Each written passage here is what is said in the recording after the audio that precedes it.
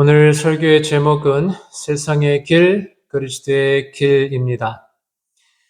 이 제목은 유명한 사람이죠.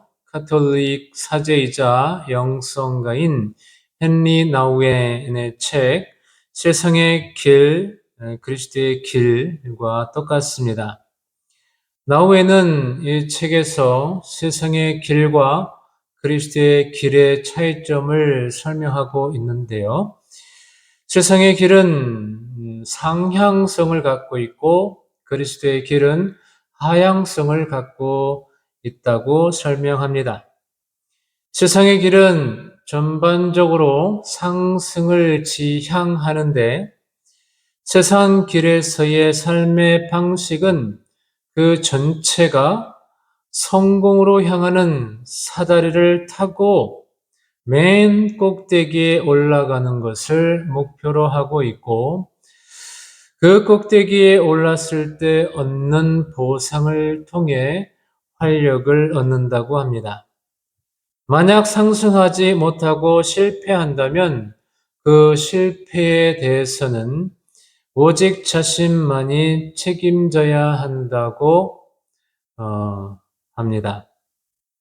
따라서 세상 길에서 인간의 삶은 승리하거나 아니면 패배하게 되는 일련의 투쟁으로 여겨지는 것이죠. 이것이 세상의 길이라고 합니다. 반면 그리스도의 길은 하향성의 길, 즉 낮아짐의 길이라고 합니다. 하나님께서 스스로 낮아지시기를 선택하셨습니다. 성육신, 즉 이 땅에 육신으로 오신 예수님은 하나님이 전적으로 자신을 낮추시기를 작정하심으로 이루어졌습니다.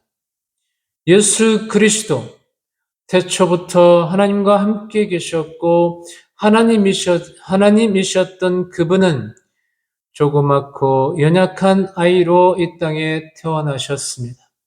갓난아기 때는 애굽의 피난민으로, 순종적인 청소년으로, 평범한 어른으로, 또 몇몇 소박한 어부들이 추종하던 갈릴리의 전도자로, 죄인들과 더불어 먹고 낯선 자들과 함께 했던 사람으로, 소외당하는 자로, 외인으로 자신을 나타내셨습니다.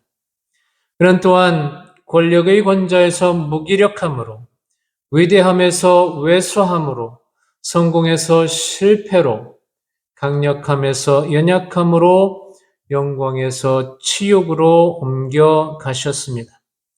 한마디로 나사렛 예수의 전생에는 세상의 길인 하향성을 전적으로 거부하는 일생이었다는 것입니다. 그리고 예수님 자신이 따르던 그 삶의 방식, 그 낮아짐의 삶의 방식을 제자들에게도 요구하시면서 그 낮아지는 길을 가르치셨는데 한마디로 그 길은 십자가의 길이었다고 합니다. 앞서 스데반의 순교 장면에서 잠깐 등장했었던 청년 사울의 이야기가 빌립의 이야기에 이어 다시 사도행전 9장에서 시작되고 있습니다. 오늘 본문은 청년 사울이 그가 집착하고 있었던 세상의 길 혹은 인간의 길을 버리고 그가 그토록 혐오하던 그리스도의 길을 걷게 되는 하나님의 부르심의 이야기, 그의 회심에 대한 이야기입니다. 우리말 성경에는 빠져 있지만 오늘 본문은 영어 성경으로 봐도 but, 그러나로 시작하고 있습니다. 그러나 사울이 이렇게 시작하고 있는 것이죠. 그러나는 앞뒤 내용이 상반될 때 쓰이는 접속사입니다. 앞서 고정관념을 깨고 주님의 명령에 순종하여 혐오의 땅, 회표의 땅, 사마리아 성을 찾아가 복음화시키고 이방인인 에디오피아 내시에게 세례를 베푼 전도자 빌립의 복음 전도 이야기를 살펴보았습니다. 빌립이 그처럼 주님의 증인으로 살고 있는 동안에 사울은 그와 정반대로 그리스도인들을 핍박하는 삶을 계속 살고 있었다는 것을 강조하는 접속사입니다.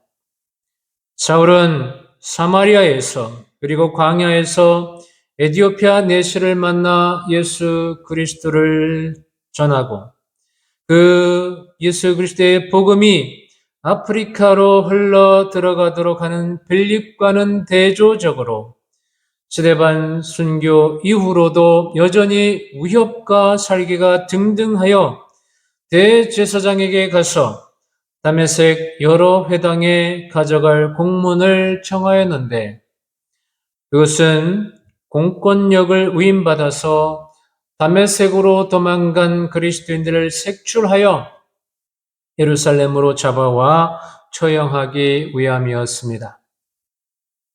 오늘 본문의 주 무대는 다메섹으로 가는 길 위입니다. 다메섹 도상입니다.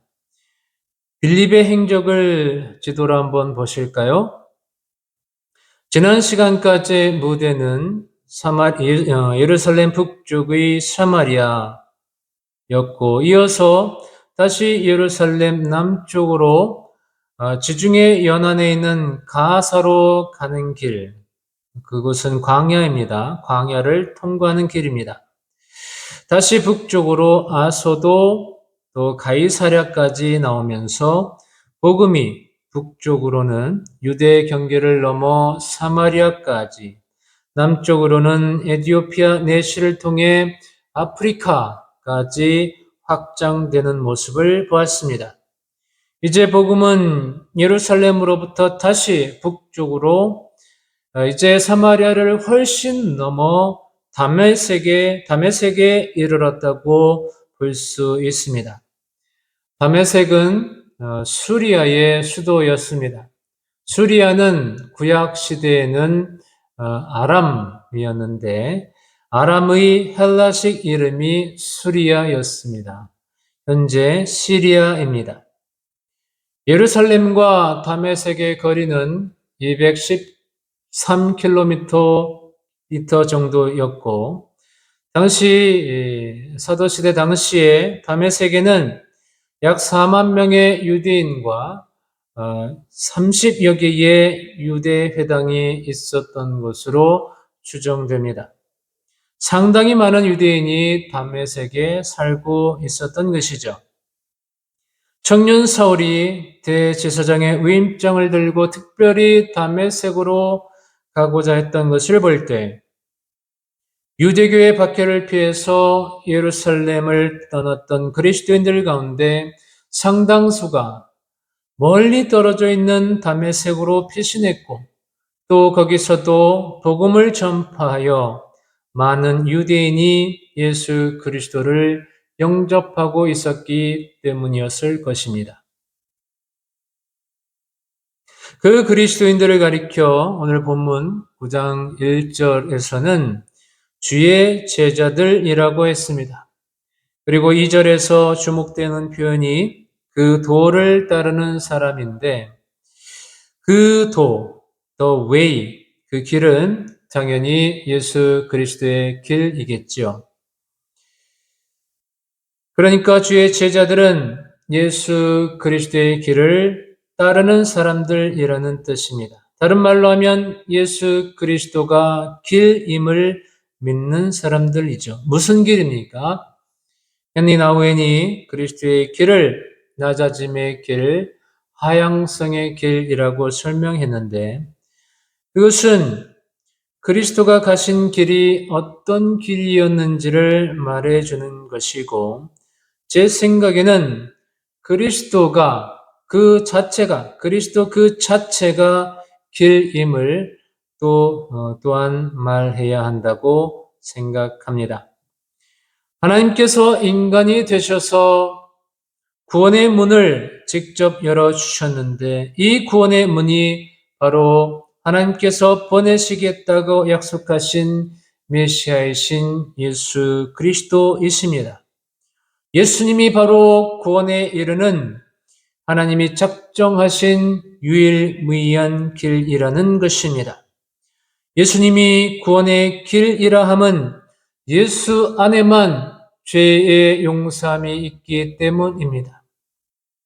또한 하나님의 의에 이르러 의롭다 칭함을 받는 길이 예수 그리스도께만 있기 때문입니다.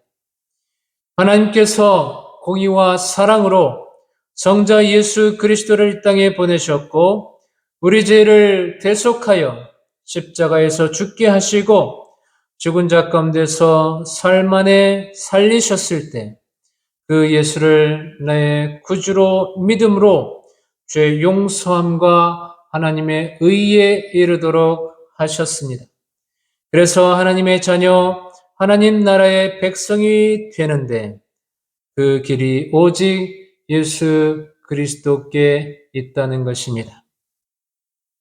그런데 이 도를 따르는 주의 제자들, 그리스도인들을 사울은 왜 그토록 미워하고 혐오하고 핍박했을까요?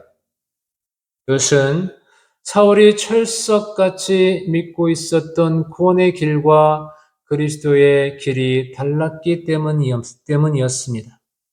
유대인들은 자신들이 지키던 율법과 자신들이 받은 할례와 자신들이 드리는 제사를 드리는 행위를 통해서 의로움을 얻고 구원받는다고 믿었습니다. 그래서 그 길을 따르지 않는 예수를 그가 참남하게도 하나님이라고 주장하는 예수를 하나님을 모독한다는 죄로 십자가에 못 박아 죽였습니다. 더 나아가 그 당시 종교 지도자들은 그들이 갖고 있던 기득권을 놓치기 싫어서 기득권을 흔드는 것처럼 보이는 예수를 거부하고 미워하고 더 나아가 십자가에 달려 죽게 했습니다.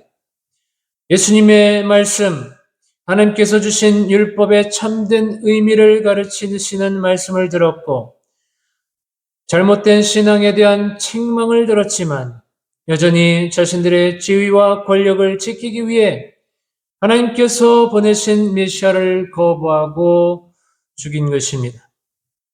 사도들도 스데반도 유대인들의 잘못된 신앙을 책망하였지만 돌이키지 않고 오히려 교회를 말살하려고 했습니다. 청년 사울도 예외가 아니었습니다. 사울도 구원의 길, 구원의 도가 바로 율법을 지키는 행위, 율법을 철저히 지키는 행위, 즉 내 힘과 노력, 열심을 통해 얻는다고 생각했던 것입니다. 이것은 기독교를 제외한 모든 종교의 공통점이라고 생각합니다. 해마다 수많은 무슬림들이 살인적인 더위에도 사우디아라비아 메카를 순례합니다. 어떤 기자가 순례하는 한 무슬림에게 그 소감을 물었습니다. 이렇게 대답했습니다. 무더위에도 불구하고 의식을 치를 수 있어 행복하고 즐겁습니다. 고생한 만큼 보상을 받을 것이라서 감사합니다. 내가 뭔가를 하면 신의 보상을 받는다고 믿습니다. 불교도 마찬가지입니다. 다음 세상에서 미물로 환생하지 않으려면 지금 세상에서 선한 업보를 가능한 한 많이 쌓아야 한다고 믿습니다. 이렇게 유대교를 포함하여 세상의 모든 종교들이 내 힘과 노력, 내 열심을 다해 어떤 행함으로 어떤 보상을 받는 것이라고 믿습니다. 그러나 그것은 그리스도의 길이 아닙니다. 그리스도인들에게도 선과 의를 행하는 것은 말할 수 없이 중요하지만 그러나 그것이 구원으로 이어지지는 않습니다. 구원은 예수 그리스도를 믿을 때 주의 은혜로 주어지는 선물인 것입니다. 그런데 예수 그리스도의 길을 따르는 사람들이 박해로 쫓기고 있습니다. 청년 사울에게 유대교의 길을 따르지 않는 그리스도인들은 스데반처럼 죽어 마땅한 사람들, 그리고 이제는 죽여 마땅한 사람들이기에 그들을 추적하고 있습니다. 그리스도인들은 예수 믿는 것 때문에 그들 삶의 터전을 버리고 떠나야만 했습니다. 예수 그리스도의 길을 따르기 위해서 예루살렘에서 213km나 떨어져 있는 다메섹까지 피신했지만 거기서도 그들을 쫓는 원정대의 추격에서 벗어날 수 없었습니다. 그리스도인들이 그 생명의 위협과 위험에서 벗어날 수 있는 간단하고 쉬운 방법이 있었습니다. 그냥 그 길을 포기하면 됩니다. 그 길을 더 이상 걷지 않는 한 그들은 구태여 이리저리 삶의 터전을 옮겨 다닐 필요도 없고 죽음의 위협 속에서 가슴 졸이며 살아갈 필요도 없었습니다. 그런데 그 뻔하고도 쉬운 답이 있음에도 불구하고 그들은 결코 그 길을 포기하지 않았습니다. 그 이유는 무엇이었을까요? 저는 그들에게 큰 기쁨이 있었기 때문이었다고 생각합니다. 지난주와 지지난주 설교 제목에 공이 들어간 단어가 있었습니다. 그것은 큰 기쁨이었습니다. 여러분들에게 큰 기쁨이 있습니까? 이 기쁨은 육적인 기쁨, 쾌락적인 기쁨이 아닙니다.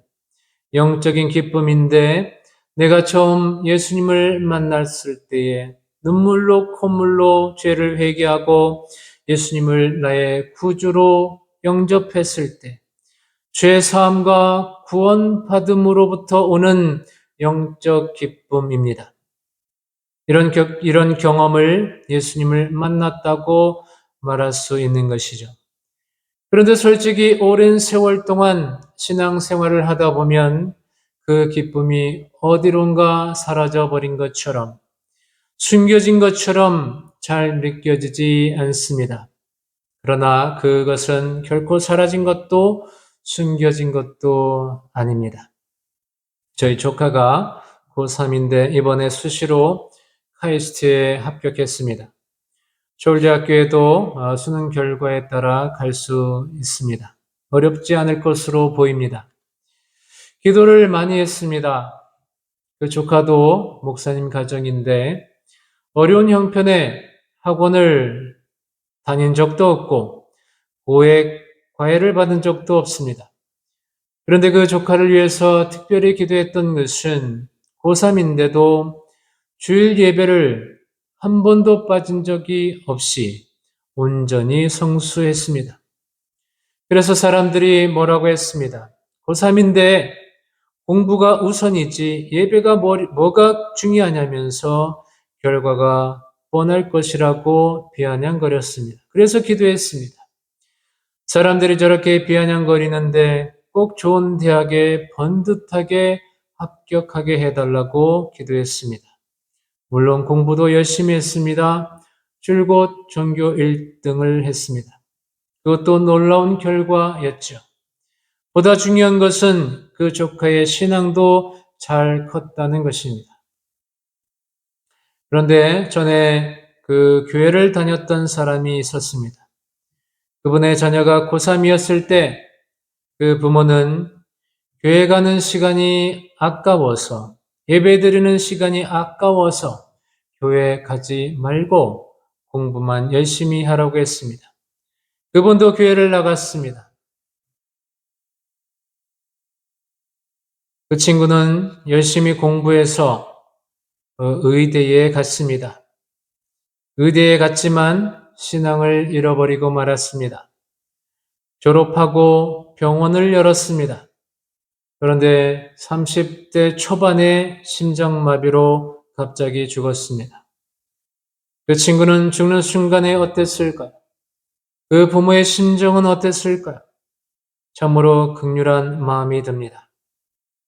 우리가 구원의 그 큰 기쁨이 없는 것 같지만 신앙을 포기하지 않고 잘 지키면서 죽는 순간을 맞이할 때, 어느 순간 죽는 순간을 맞이하게 될 때, 혹은 예수님이 재림하실 때, 우리는 그동안 잘 느끼지 못하고 있었을지라도 분명 큰 기쁨 가운데 있었음을 깨닫게 될 것이고 참 평안을 얻게 될 것입니다. 이것이 삶의 터전을 잃어버리면서도 생명의 위협을 받으며 쫓기면서도 구원의 확신과 영생의 확신 가운데 큰 기쁨으로 신앙을 포기하지 않았던 이유, 쫓기지만 그러면서도 오히려 그리스도의 도를 전할 수 있었던 이유일 것입니다. 이제 두 번째 장면으로 넘어갑니다. 청년 사울은 그리스도의 도를 따르는 사람들, 그리스도의 도를 전하는 사람들을 색출하러 다메섹으로 가는 길에 갑자기 무슨 일이 일어났고 그가 그토록 혐오하던 그리스도의 도를 이제는 따르는 놀라운 사람이 됩니다. 사울이 다메섹에 거의 다 이르렀을 때 갑자기 하늘에서 환한 빛이 그를 둘러 비추었습니다. 얼마나 강렬했는지 그는 땅에 엎어질 수밖에 없었습니다. 그리고 음성이 들려옵니다. 사울아, 사울아, 네가 왜 나를 핍박하느냐? 엎드린 채 사울은 누구십니까? 주님 물었습니다. 강력한 힘에 압도되어 주님이라고 하면서 그러나 누구의 음성인지 알 수 없기에 누구시냐고 물었습니다. 그때 나는 네가 핍박하는 예수라고 대답하십니다. 청년 사울이 예수를 핍박한 적이 없는데 그가 당신을 핍박하고 있다고 하신 것은 인상적입니다. 그렇습니다. 그리스도의 도를 따르는 사람들을 핍박하고 박해하는 것은 그리스도를 핍박하는 것입니다. 그리스도의 도를 따르는 교회를 핍박하는 것도 역시 그리스도를 핍박하는 것입니다. 세상은 점점 교회를 핍박하는 세상이 되어가고 있습니다. 고통스러울 것이지만 그러나 모든 것이 주님의 섭리 아래 있습니다. 그런데 그보다 더 인상적인 것은 9절 말씀입니다. 사흘 동안 보지 못하고 먹지도 마시지도 아니하니라. 사울은 계속하여 예수님의 음성을 듣습니다. 일어나서 성 안으로 들어가거라. 네가 해야 할 일을 일러줄 사람이 있을 것이다. 사울은 땅에서 일어나서 눈을 떴지만 아무것도 볼 수 없었습니다. 그와 동행하던 사람들의 손에 이끌려 겨우 다메섹에 들어갔습니다. 그리고 사흘 동안 보지 못하고 먹지도 마시지도 않았다는 것입니다. 사울은 먹을 수가 없어서, 마실 수가 없어서, 먹을 수가 없어서 먹지도 마시지도 않은 것이 아닙니다.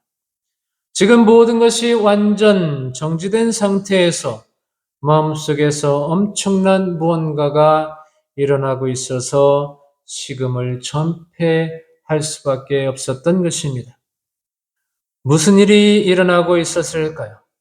자세히 안 나와 있지만 먹지도 마시지도 않을 만큼 예수님과의 영적 만남이 그야말로 충격 그 자체였다는 것은 분명해 보입니다.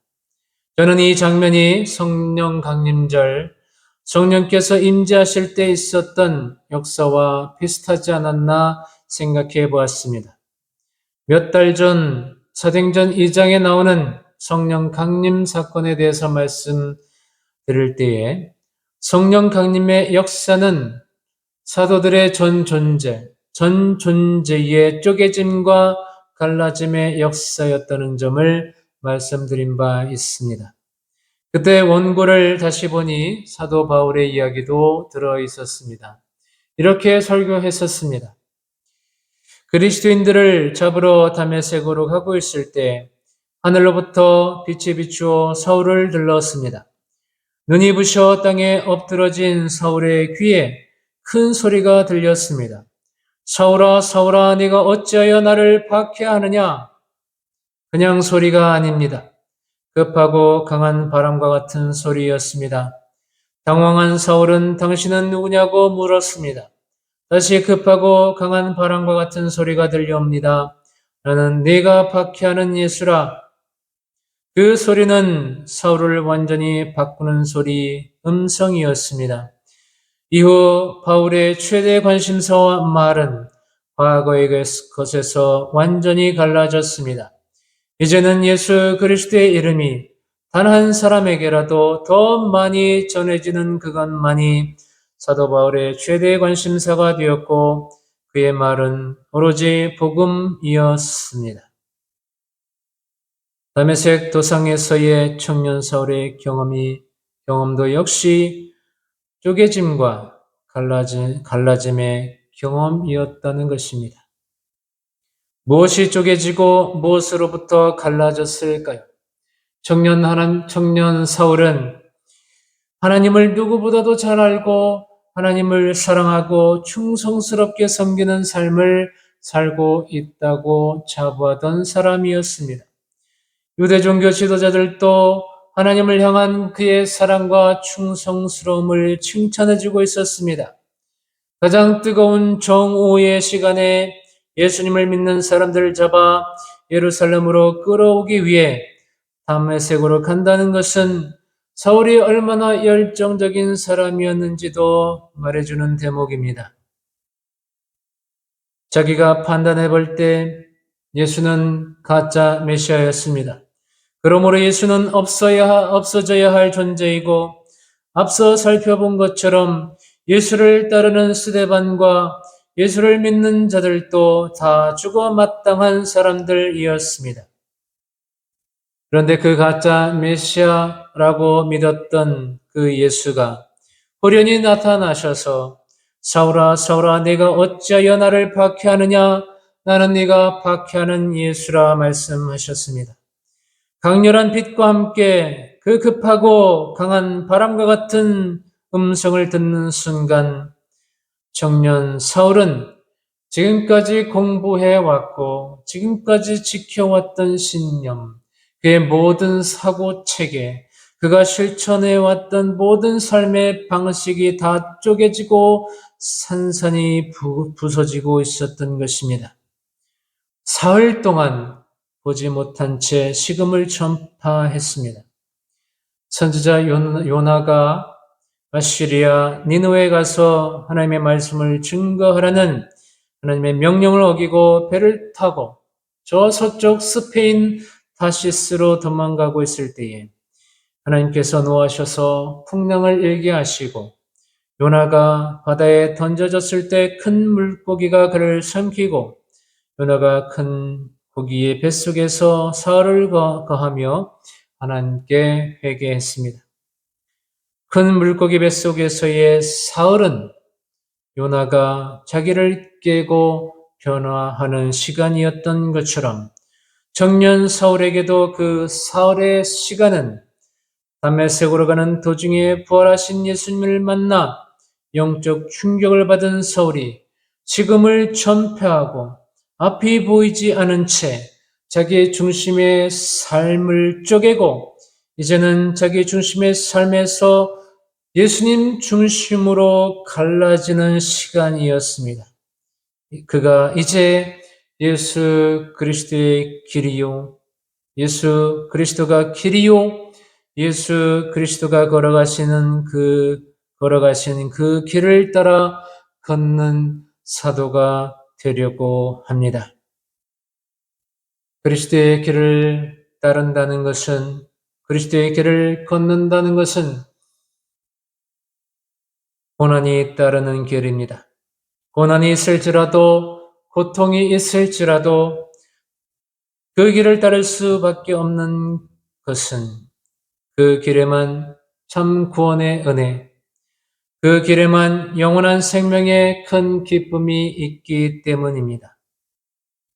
또한 예수 그리스도의 길을 걷는다는 것은 그리스도의 가르침과 그리스도가 가신 길을 묵상할 때마다 나의 아집과 집착과 내가 은연중에 섬기고 있는 우상을 산산히 쪼개고 예수 그리스도의 십자가로 갈라져 서게 됨을 받아들이는 길입니다. 그 길을 따른다는 것은 결코 쉽지 않습니다. 그러므로 그 길을 따르는 여러분들은 참으로 복된 사람입니다. 우리에게 남아있는 인생의 길도 세상의 길이 아닌 오직 예수 그리스도를 따르는 그리스도의 길이 되시기를 주의 이름으로 축복하고 축원드립니다. 아멘.